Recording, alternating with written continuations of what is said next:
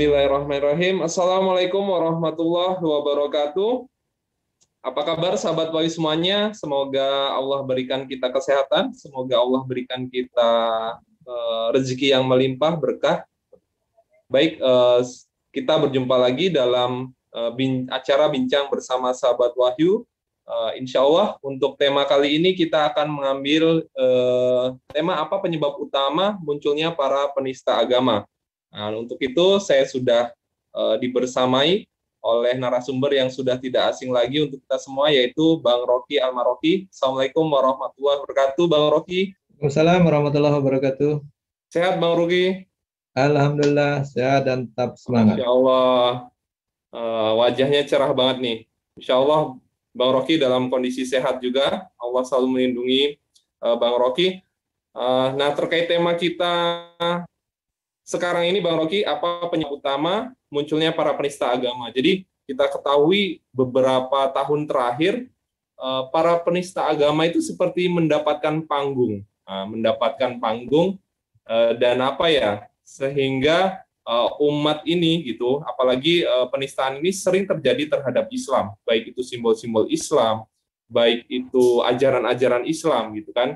Dan ini sering terjadi. Kita pernah mendengar tentang dari Paul Zhang, kemudian yang sampai saat ini ramai tentang Abu Janda, penghinaan demi penghinaan dilakukan. Kemudian Denny Siregar, ada juga Ade Armando, dan yang paling hangat kemarin adalah terkait pernyataan Ferdinand yang menyatakan Allahmu lemah. Nah, jadi apa tanggapan Bang Rocky terkait penistaan demi penistaan yang terjadi dalam untuk menyerang agama Islam gitu, Bang Rocky? Iya, kalau penistaan itu terjadi sekali, mungkin orang salah ucap atau mungkin oknumnya yang bermasalah. Tapi kalau penistaan itu terjadi berulang kali dan dilakukan oleh orang-orang yang berbeda, berarti ini ada masalah dalam konteks sistemik maupun budaya. Jadi ini termasuk dalam konteks hukum. Jadi ini kalau saya lihat sudah kompleks. Jadi kecuali kalau yang bermasalah atau menghina atau menista itu cuma satu orang, selesai itu penyelesaiannya, mudah, tangkap, dihukum, selesai. Tapi ternyata yang melakukan bukan satu orang, dan juga bervariasi kan gitu, bervariasi gitu. Dan ternyata juga ada beberapa yang tidak ditindak, nah, gitu, seperti Paul Zhang, ada Ade Armando, Denny Siregar, dan seterusnya tadi itu. Abu Janda itu nampaknya mereka mengulangi perbuatan dan tidak ditindak. Dan ini menurut saya ini yang menjadi persoalan sehingga muncul penistaan itu berulang-ulang. Nah ini berarti ada permasalahan hukum, ada permasalahan budaya, ada permasalahan sistem yang membiarkan orang itu bisa melakukan penistaan berkali-kali. Saya pikir begitu, Bung Wahyu. Nah, baik. Bang Rocky, kita ketahui misalkan Menak itu menyatakan pada, ini saya kutip dari portal berita kurang lebih bulan Agustus 2021, bahwa Menak menyatakan bahwa semua penghina simbol agama harus diproses hukum. Ini di News Detik. Tapi ini juga ada tanggapan dari baliswara.com, PGI atau Persatuan Gereja Indonesia, misalkan contohnya ini minta untuk penghina-penghina agama itu dicuekin saja, misalkan kayak Joseph Paul Zhang ketika menghina Islam, ya udah tidak perlu digubris gitu, dibiarkan saja. Nah, bagaimana tanggapan Bang Rocky terkait hal-hal ini? Ya, saya pikir para tokoh mungkin harus belajar banyak ya untuk bisa hidup bersama dalam konteks keberagaman, saling menghormati agama lain, saling menghormati ajaran agama lain, saling menghormati kesucian, kemuliaan agama yang lain.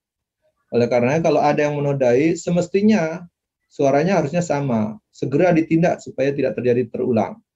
Nah kalau ada dibiarkan, bahkan disuruh cuekin, saya pikir ini ada masalah besar. Kenapa? Itu suatu dalam konteks hukum adalah tindak pidana. Nah kalau tindak pidana terus disuruh cuekin, ini kan bermasalah ini gitu. Masa orang melakukan tindak kriminal terus tahu bahwa itu tindak kriminal dan tahu itu salah disuruh cuekin.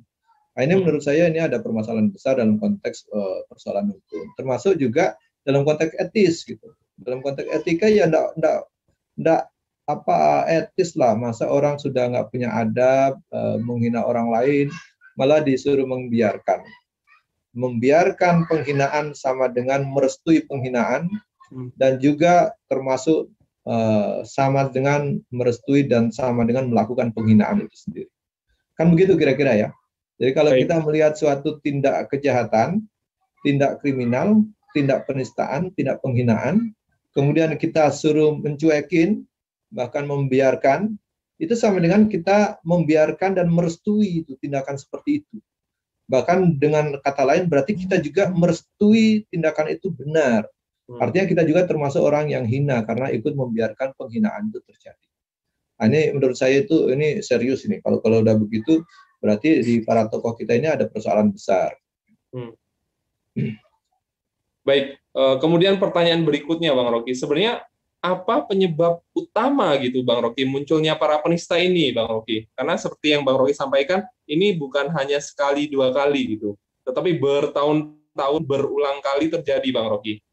Iya, kalau saya melihat setidaknya ada 3 persoalan besar yang membuat tindakan itu bisa berulang, atau bahkan bukan sekedar berulang, bahkan bertambah banyak dan bahkan bertambah berani kalau menurut saya kan gitu.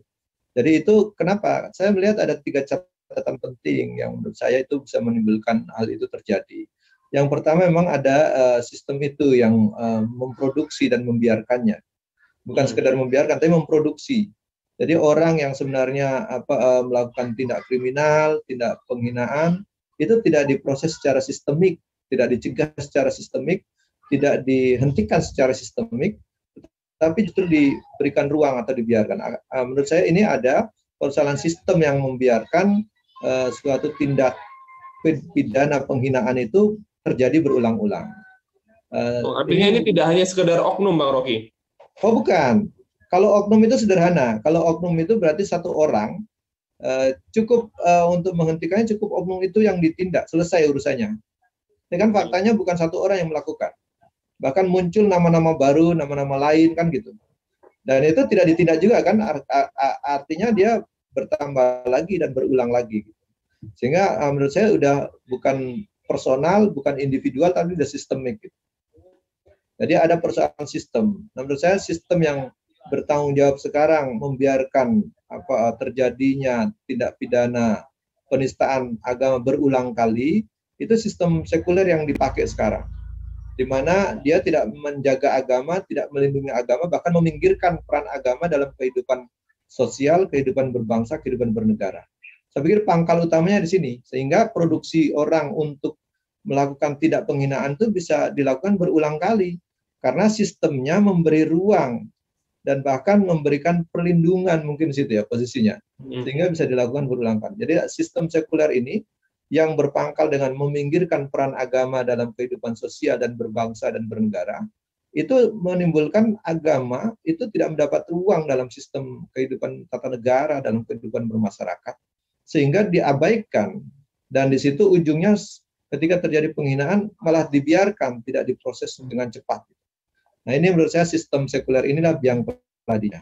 Itu yang pertama ya. Yang kedua menurut saya lemahnya penegakan hukum. Jadi seandainya sistem sekuler itu juga memproduksi tapi hukumnya bisa ditegakkan, kan sudah ada itu pasal penodaan agama. Kalau itu bisa ditegakkan dengan tegas, saya pikir juga tidak terlalu banyak, akan berkurang lah minimal. Tapi faktanya ini juga proses penegakan hukumnya lemah. Faktanya seperti Paul Zhang, terus tadi disebutkan nama seperti Abu Zanda dan seterusnya tadi, Ade Armando dan seterusnya sudah dilaporkan berkali-kali, termasuk Bu Sukmawati gitu kan dulu itu menghina azan dan seterusnya ya. Nah, itu sudah dilaporkan berkali-kali, tapi hukum kan tidak tegak. Gitu. Bahkan untuk menghukum penghina kitab suci Al-Quran yang dulu kita ingat kasus Ahok itu kan proses hukum sampai ada dorongan massa sehingga proses hukum bisa berjalan. Kalau tidak ada aksi massa yang berjilid-jilid mungkin juga tidak ditindak. Yang kasus Ahok ayat Al-Maidah itu. Nah, itu kan menurut saya ini proses hukum memang tidak bisa berjalan atau mungkin lemah penegakannya. Jadi sudahlah sistemnya itu sistem sekuler yang menginginkan peran agama, kemudian penegakan hukumnya juga lemah. Jadi walaupun sudah ada pasal penodaan tentang agama atau penistaan tentang agama ada hukumnya, ada pasal yang harus ditindak, tetapi proses hukumnya jadi lemah karena dianggap ya mungkin orang yang dekat dengan kekuasaan, punya akses kekuasaan sehingga tidak ditindak dengan tegas. Nah, di situ faktor yang kedua. Jadi faktor pertama adalah sistem sekuler yang memang memproduksi meminggirkan peran agama dan memproduksi orang-orang yang anti agama atau bahkan melecehkan agama itu dibiarkan. Kemudian proses hukumnya juga lemah untuk ditegakkan. Sehingga orang-orang tadi bisa leluasa atau bahkan muncul orang-orang baru yang juga terinspirasi untuk ikut-ikut menodai atau menista agama. Oh, nah, jadi sehingga hasilnya yang kedua ini Bang Rocky, kita lihat lemahnya hukum ini menjadi trigger masyarakat membuat tagar percuma lapor polisi, Bang Rocky. Nah, itu juga kita sesalkan gitu. Itu kan kalau itu menunjukkan bahwa rakyat itu atau masyarakat merasa hopeless gitu, tidak ada harapan ketika melapor kok ditindak juga. Kan faktanya memang begitu ya, orang nampaknya sudah melaporkan Abu Janda berkali-kali, melaporkan Denny Sregar, melaporkan Ade Armando gitu. Sampai sekarang nampak proses hukumnya tidak berjalan gitu. Nampaknya tidak jelas gitu posisinya. Tidak tegas, bahkan mungkin kategorinya sangat berbeda jauh ketika yang dilaporkan itu kalau yang tidak dekat dengan penguasa atau pengkritik penguasa itu cepat biasa tidak proses hukumnya. Seperti kalau kemarin Bahar bin Smith itu kan Habib Bahar bin Smith cepat diprosesnya, langsung tersangka, langsung sudah ditahan. Kita tidak tahu yang penista agama kayak Paul Zhang terus itu sudah dilaporkan berkali-kali, lama sekali. Kita tidak tahu prosesnya sampai di mana hari ini. Jadi sangat berbeda jauh. Inilah lemahnya penegakan hukum. Nah, di sini di antara satu sistem sekuler yang memproduksi itu dan melindungi, penegakan hukumnya juga lemah, dan yang ketiga, menurut saya catatan penting juga bahwa lemahnya leadership atau kepemimpinan. Seandainya ada pemimpin yang berani gitu ya, siapa yang berani menghina agama lain atau menista agama apapun, saya tampil di depan untuk menjadi pengadilnya atau akan berhadapan dengan saya. Saya pikir kalau ada pemimpin yang seperti itu, mungkin orang juga akan berpikir itu yang mau menghina agama. Nah, ini nampaknya tidak ada pemimpin yang seperti itu. Gitu. Pemimpinnya lemah gitu. Tidak ada yang nampak muncul untuk menjadi pembela agama. Mungkin dia dilecehkan agamanya, dihina nabinya, dihina ajarannya, bahkan mungkin ajarannya dituding teroris, nabinya dilecehkan atau dihina, ajaran agama juga dilecehkan, direndahkan. Dia tidak terpanggil sama sekali para pemimpin ini untuk tampil di depan, merasa bahwa agamanya dihina, sehingga dia wajib melakukan pembelaan atau menjaga kesuciannya. Saya pikir pemimpin-pemimpin ini sangat lemah. Sehingga sudah pemimpinnya lemah, sistem hukumnya juga, penegakan hukumnya juga lemah, sistem sekuler yang digunakan juga memberikan ruang untuk meminggirkan peran agama dalam kehidupan masyarakat dan bernegara. Saya pikir lengkap sudah ini. Sehingga kalau kita lihat pangkal utamanya itu ya tiga itu. Sistem sekuler yang memproduksi terus-menerus perlindungan terhadap penistaan agama, kedua proses hukum yang lemah, ketiga pemimpin yang lemah, gitu. Sehingga tidak nampak pembelaannya terhadap penegakan hukum maupun pembelaannya terhadap kesucian agama ataupun pembelaan terhadap pembela agama dari para penistaan, gitu. Sehingga para penista itu merasa dapat angin, merasa dapat leluasa melakukan penistaan. Yang sudah menista dibiarkan, muncul inspirasi yang lain. Oh, dia menista agamanya nggak apa-apa, muncul lagi penistaan-penistaan agama yang baru. Sehingga kalau kita lihat muncul terus. Ini kan agak berbeda ya dulu di masa, misalnya di masa Orde Baru, ketika leader atau strong leader atau leadernya kuat, orang takut juga. Selevel majalah apa dulu itu, majalah Tempo ya atau majalah Tempo. Apa dulu. Nah, itu kan ditindak gitu. Itu Tempo bukan pribadi. Kalau sekarang pribadi kita leluasa ngomong gitu, kan kurang ajar itu. Menurut saya penista agama itu memang kurang ajar. Dia enggak punya adab, enggak punya malu, enggak punya aturan, sehingga dia berani menista kesucian agama tertentu, bahkan melecehkan Allah, melecehkan Nabi, melecehkan ajaran yang lain. Saya pikir ini tidak boleh diterus-teruskan ini. Harus adalah upaya untuk menyadarkan umat, menghentikan mereka. Begitu Bung Wahyu. Baik, baik. Wah, semakin hangat perbincangan kita, Bang Rocky. Kita sampai di sesi apa kata mereka, Bang Rocky.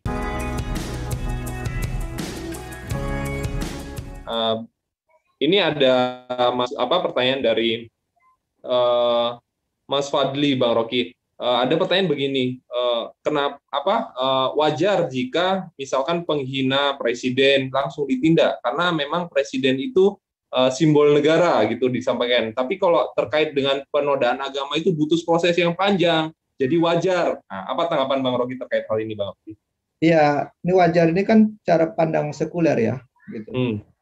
Kalau cara pandang kaum sekuler mengatakan bahwa memang posisi agama memang lebih rendah dalam pandangan kehidupan berbangsa bernegara, sehingga simbol negara menjadi lebih tinggi daripada ajaran agama maupun bahkan Tuhan sekalipun. Sehingga kalau Tuhan dinistakan, yang prosesnya lebih lambat. Jadi kalau kepala negara yang ada yang menghina, cepat prosesnya. Saya pikir ini cara berpikir yang menurut saya betul kita berikan pemahaman baru ya, bahwa bagaimana mungkin ajaran agama, bahkan Allah yang menciptakan manusia itu, dia dihina kemudian diproses lebih lambat daripada manusia itu sendiri, walaupun mungkin posisinya sebagai kepala negara atau kepala pemerintahan atau kepala apalah gitu ya, gitu. Bagaimana mungkin orang dia sebagai manusia biasa, kemudian dia juga bukan nabi gitu. Apa istimewanya dia dibanding nabi, dibandingkan Allah? Sehingga ketika Allah dilecehkan lemah misalnya, proses hukumnya lebih lambat ketika dibilang misalnya kalau kepala negara lemah misalnya gitu ya. Ini kan sudah kebolak-balik itu gitu. Jadi cara berpikirnya mungkin kebolak-balik. Jadi kalau saya tidak sependapat bahwa memang betul kita tidak boleh menghina kepala negara, tidak boleh. Tidak boleh menghina pimpinan kita juga nggak boleh. Kita memang tidak boleh menjadi orang yang tukang menghina, karena hanya orang-orang hina saja yang suka menghina itu. Apalagi menghina kepala negara, menghina pimpinan kita aja nggak boleh. Menghina sesama manusia pun tidak boleh. Jadi tidak boleh merendahkan manusia lain. Dalam pandangan agama kita kan diajari begitu, tidak boleh menghina. Apalagi menghina yang menciptakan manusia itu. Kira-kira begitulah. Mengatakan Allah lemah gitu. Itu udah keterlaluan itu. Kenapa dia nggak mengatakan pemimpinnya lemah? Padahal pemimpin kan diciptakan oleh Allah. Jadi kalau kita lihat ini udah kebolak-balik. Oleh karenanya kita butuh memberikan pemahaman baru bahwa cara pandang seperti itu adalah cara pandang pengelolaan kemasyarakatan termasuk berbangsa dan bernegara. Oleh karena dalam sistem sekuler itu posisi kehidupan berbangsa dan bernegara itu agama dipinggirkan, peran agama dipinggirkan. Nah, itulah salah satu pangkal utama kenapa terjadinya pelecehan dan penistaan agama. Karena dianggap agama tidak ada apa-apanya, dipinggirkan saja. Sehingga orang terbiasa meminggirkan, kemudian sampai ke taraf boleh menghina gitu. Nah, itu yang menurut saya sistem sekuler inilah yang melahirkan orang-orang sekuler, melahirkan cara berpikir sekuler, melahirkan pribadi-pribadi yang mudah menghina. Bahkan tidak sekedar menghina manusia, menghina pencipta manusia sekaligus, gitu kira-kira. Nah, ini menurut saya tidak boleh terjadi. Jadi berhentilah melakukan penghinaan, karena hanya orang-orang hina yang mau melakukan penghinaan itu. Baik, baik Bang Rocky. Ini pertanyaan berikutnya, Bang Rocky. Sebenarnya bagaimana hukum Islam terhadap penista, Bang Rocky? Ya, kalau kita lihat dalam sejarah panjang pemerintahan Islam, terutama yang dilakukan oleh para khalifah, itu nyaris tidak muncul para penghina seperti sekarang ini. Kenapa begitu? Mereka nggak berani menghina agama lain, tidak boleh menghina juga pemimpinnya. Kenapa? Karena ada unsur ketakwaan. Pertama itu. Jadi mereka takut menghina sesama manusia itu tidak boleh, apalagi menghina pemimpin gitu, tidak boleh. Jadi kalau kita melakukan koreksi terhadap pemimpin boleh, tetapi tidak boleh menghina pribadinya. Yang kita koreksi adalah kebijakannya, tindakannya, maupun keputusan-keputusannya. Itu yang kita koreksi. Kita kritisi, kita berikan saran, kita berikan nasihat. Tapi tidak boleh menghina manusianya. Karena apa? Manusia itu ciptaan Allah. Menghina manusia berarti menghina Allah. Kan gitu kira-kira. Nah itu, karena dasar ketakwaan itulah orang tidak suka menghina. Gitu. Karena dia merasa bahwa punya keimanan yang baik, sehingga dia takut menghina manusia, apapun pangkat kedudukannya, gitu. Baik manusia biasa, apalagi kalau dia pemimpin, apalagi kalau dia nabi, gitu. Nah, itu dasar pertama, itu ketakwaan. Yang kedua, memang sistemnya memang tidak memungkinkan orang untuk leluasa menghina, karena diletakkanlah kontrol masyarakat yang bagus, hukum yang bagus, di mana orang yang menghina, nah ini mendapat hukuman yang berat. Apalagi sampai menghina Nabi. Menghina Nabi itu hukumannya para ulama sepakat dihukum mati. Gitu. Nah itu salah satu mungkin yang kita tidak banyak mendapatkan para sosok-sosok tukang penghina. Karena kalau ada orang yang berani menghina kan langsung dihukum mati, selesai kan. Masa kalau dia udah dihukum mati terus bisa menghina lagi kan nggak mungkin. Sekarang ini ada orang bisa menghina 2-3 kali karena dia masih hidup gitu. Sehingga dia bisa masih menghina lagi gitu. Kalau dia menghina Nabi kemudian dia dihukum mati, maka tidak ada peluang lagi untuk melakukan penghinaan kembali. Ada efek jerah Bang Rocky ya? Dia bukan hanya jerah bagi dirinya, dia udah bukan jerah lagi, dia udah nggak bisa punya peluang untuk menghina lagi, udah mati. Bagi orang yang masih hidup, bisa mendapatkan pelajaran. Tuh, kalau melakukan penghinaan kepada Nabi, apalagi kepada Allah, gitu ya, nah, itu hukumannya mati gitu. Sehingga hati-hatilah berbicara, apalagi mau menghina gitu. Sehingga ruang untuk untuk niat untuk melakukan penghinaan itu tertutup gitu. Kalaupun ada kecil sekali, hanya mungkin orang-orang yang nekat mungkin ya. Orang-orang yang nekat, mungkin orang-orang yang mungkin frustasi mungkin ya. Tapi kan kecil sekali peluangnya itu. Kalau orang masih waras, masih berakal, tentu kecil sekali peluangnya. Nah disitulah letak menurut saya ketika kenapa dalam sistem pemerintahan Islam yang begitu panjang sejarahnya, tidak nampak muncul sosok-sosok seperti Paul Zhang, seperti Ade Armando, seperti Abu Janda misalnya gitu ya, yang seenaknya aja ngomong tidak dipikir gitu ya, menghina Nabi, menghina ajaran Islam. Nah, menurut saya itu persoalannya karena hidup dalam sistem sekuler. Seandainya dia hidup dalam sistem Islam yang menghormati harkat martabat manusia, tentu tidak sesederhana dan semudah itu dia melakukan penghinaan. Minimal dia melihat orang lain begitu melakukan penghinaan terhadap Nabi sudah dieksekusi mati kan misalnya gitu, dihukum mati. Nah kalau dihukum mati kan yang menghina tidak mungkin melakukan penghinaan lagi atau mengulangi perbuatannya. Nah, bagi orang lain mengambil pelajarannya, oh kalau menghina Nabi hukumannya hukuman mati. Nah, tentu berpikir 2 kali, mungkin sampai berpikir 3 kali atau 4 kali.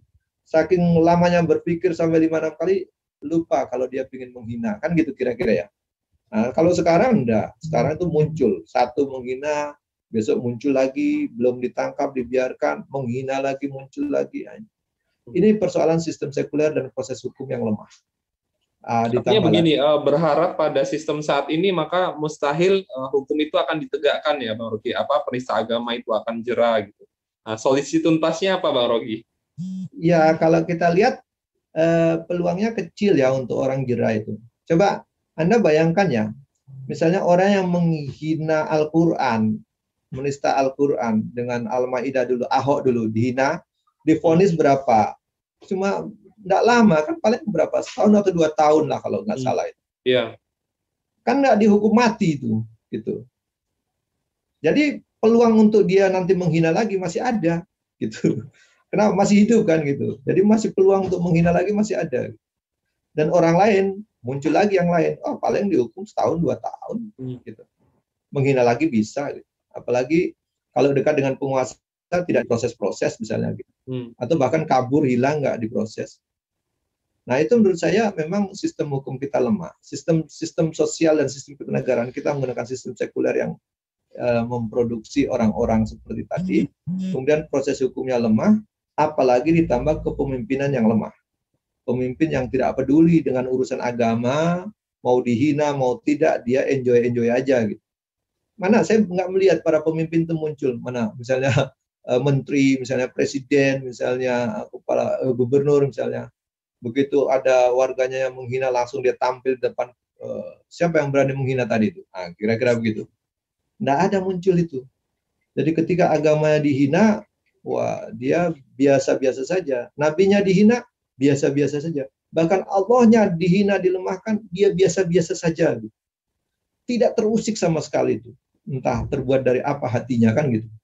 Nah kira-kira begitu. Nah kalau dia misalnya punya keimanan yang baik, tentu dia akan tersinggung. Masa agama saya dihina? Masa Nabi saya dihina? Masa Tuhan saya dihina? Kan gitu kira-kira. Siapa yang berani menghina harus berhadapan dengan saya, atau minimal hukum ditegakkan dengan sekeras-keras, kira-kira gitu. Baik. Jadi itu yang membuat tidak jera-jeranya itu munculnya para penghina agama sampai hari ini, kira-kira. Baik, Bang Rocky, kita sampai di penghujung acara bincang bersama Sobat Wahyu. Kami berikan waktu untuk closing statement, Bang Rocky, terkait judul kita, apa penyebab utama munculnya para penista agama kali ini, Bang Rocky? Ya, tentu kita tidak ingin para penghina ini muncul lebih banyak lagi. Tentu harus dihentikan. Ya minimal ada upaya serius dari para pemimpin untuk menghentikannya, ada upaya serius dari para penegak hukum untuk menghentikannya, dan juga ada upaya para pemimpin dan para penegak hukum dan masyarakat untuk mengubah sistem sekuler yang ada ini, yang melahirkan para penista agama tadi. Ya tentu apa solusi yang baik, ya tentu kita ingin cari sistem yang terbaik, yang menutup celah para penghina tadi, dengan sistem hukum yang tegas, ya, yang keras terhadap para penghina, yang justru untuk melindungi mereka di hari akhir kelak. Ini kan mereka leluasa menghina sekarang, bisa saja mereka selamat di dunia, tapi di akhirat itu masih ada pengadilan lagi. Nah ini yang kita ingatkan. Semoga kita ini, karena wujud kasih sayang kita menawarkan sistem hukum, sistem yang memang sistem hidup yang bisa menyelamatkan manusia, bukan hanya menyelamatkan di dunia saja, tetapi bisa menyelamatkan sampai nasibnya di akhirat. Para penghina ini korban, korban sistem sekuler tadi, korban penegakan hukum yang lemah, korban pemimpin yang lemah. Mereka bisa saja tidak ditindak di dunia, tetapi di akhirat mereka akan menemui pengadilan yang baru lagi. Dan itu tidak bisa disogok, tidak bisa dilobi, pengadilan akhirat. Oleh karenanya, sebelum pengadilan akhirat itu datang, kita memberikan warning dari sekarang. Cobalah kehidupan kita itu dikaitkan langsung sampai kepada kehidupan akhirat. Sehingga tindakan kita di dunia ini sangat hati-hati. Baik ucapan, tidak menghina, kelakuan juga yang baik-baik saja, penuh ibadah. Kebijakan juga takut kalau membuat kebijakan yang menyengsarakan orang banyak, padahal nanti di akhirat akan dimintai pertanggungjawaban. Nah inilah yang menurut saya perlu kita ingatkan dan juga kita tawarkan sistem hidup baru yang mungkin perlu kita dekat dan sampaikan kepada para pemimpin, para masyarakat untuk kembali kepada sistem yang Allah dan Rasulnya turunkan kepada kita di muka bumi ini untuk menjadi rahmat bagi semesta alam. Itulah Islam rahmatan lil alamin. Demikian, billahi taufiq wal hidayah. Assalamualaikum warahmatullahi wabarakatuh. Waalaikumsalam warahmatullahi wabarakatuh. Baik sahabat Wahyu semua, kita sudah sampai di penghujung acara untuk tema kali ini. Saya ucapkan terima kasih banyak kepada sahabat Wahyu semuanya sudah menyimak acara ini dari awal sampai akhir. Silakan apabila ada komentar atau saran yang ingin disampaikan, bisa disampaikan melalui chat. Dan kepada Bang Rocky, kami ucapkan jazakallah khair atas kesediaan waktunya. Mudah-mudahan kita bisa bersua lagi, berjumpa lagi, dan membahas tema yang lebih menarik lagi untuk kepentingan umat dan untuk kejayaan Islam. Baik, saya akhiri. Assalamualaikum warahmatullahi wabarakatuh. Waalaikumsalam warahmatullahi wabarakatuh.